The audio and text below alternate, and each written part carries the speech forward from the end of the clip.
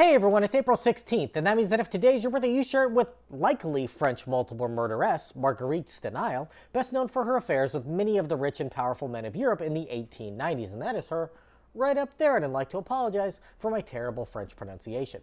Steinheil was born into a rich family in eastern France in 1869, in a part of the country that was ceded to Germany when she was just 2 years old. But due to the French population of her village, it was exempted from the treaty, so she grew up in a mix of French and German culture.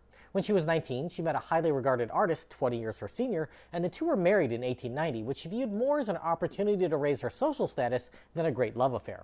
She became a well-known socialite in Paris, rubbing elbows and other body parts with every famous European who came through her part of France, including composer Charles Gounod, poet François Coppée, and novelist Émile Zola. In the late 1890s, she met Félix Faure, who was serving as the president of France, and the two began an affair.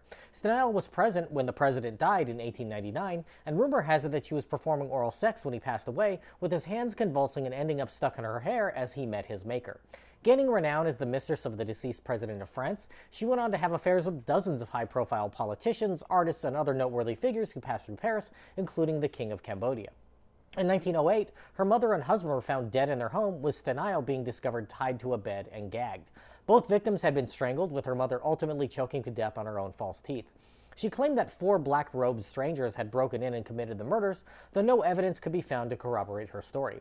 Steinheil planted a pearl that she listed among items stolen from the home on her manservant in an attempt to frame him for the crime.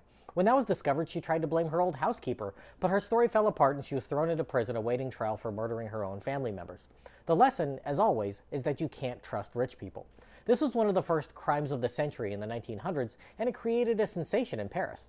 Conspiracy theories abounded, claiming that she had poisoned the president back in 1899, and rival political parties tried to turn the scandal to their advantage. The men of Paris seemed to think she was innocent, while the women favored her guilt. After a year behind bars, she was put on trial with spectators lining up for hours to get tickets to watch the event. One attendee was Marcel Proust, one of the most influential writers of the 20th century.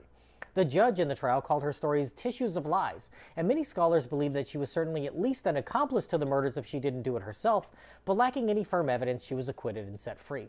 Maybe it was done by the same people that murdered Nicole Brown Simpson and Ron Goldman. Steinheil moved to London after the trial, where she lived out her days, writing a memoir in 1912 and passing away in a nursing home in 1954 at the age of 85. If this is your birthday, I hope you have a great day. Leave me a comment so I can wish you a happy birthday. If you know someone whose birthday it is today, send them this video so they can find out all about their birthday twin. And to Marguerite Steinheil, I say, happy birthday, you bastard.